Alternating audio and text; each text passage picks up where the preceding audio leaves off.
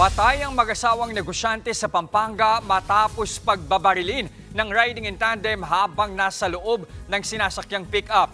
Ang pagbuntot ng mga sospek at pamamaril nasa pulpa sa CCTV. Nasa frontline ng balitang yan, si Dave Abuel.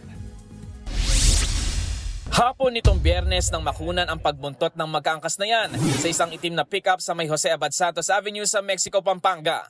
Pagdating sa may barangay Santo Rosario, bumigat ang daloy ng trapiko. Kumabig ang motorsiklo at tumabi sa kabilang kalsada. Bumaba ang dalawang naka-helmet na sakay nito at naglakad papunta sa itim na pick-up. Maya-maya makikitang nagkagulo na sa paligid. Hindi gaanong naaninag sa CCTV pero malapitan palang pinagbabaril ang mga sakay ng pick-up. Agad namang tumakbo pabalik sa motorsiklo ang magkaangkas, saka kumaripas palayo. Patay ang mag-asawang sina Arvin at Lerma Lulu. Sakay rin ng pick-up ang 6 na taong gulang nilang anak at isa pang kaanak pero hindi sila tinamaan. Pauwi na sana ang mag-anak sa Angeles nang mangyari ang krimen. Kung titingnan itong sasakyan ng mga biktima, magkabilang bintana ang may tama ng bala. Kaya hinala ng mga pulis, posibleng parehong target ng riding in tandem ang mag-asawa.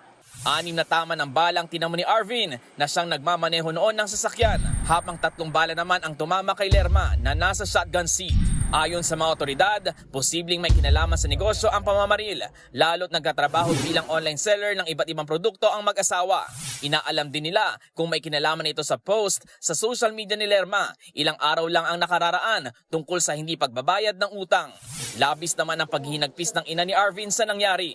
Sobrang sakit po akong baga sa Kapampangan, sagad hanggang butol, sagad, ang sakit, ang sakit, ang sakit. Ang sakit po. Ay, Diyos ko. Wala kasing sakit.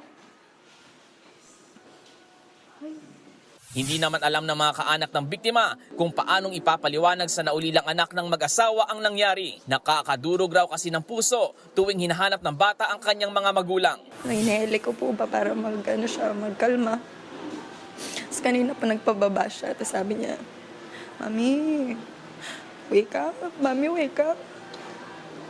Paano po i-explain yun sa bata? Patuloy pa ang investigasyon ng Mexico Municipal Police Station sa pamamaslang. May person of interest na raw sila sa krimen. May 100,000 pisong pabuya naman ang lokal na pamahalaan na mabalakad sa sino mang makapagbibigay ng impormasyon para madakip ang mga sospek.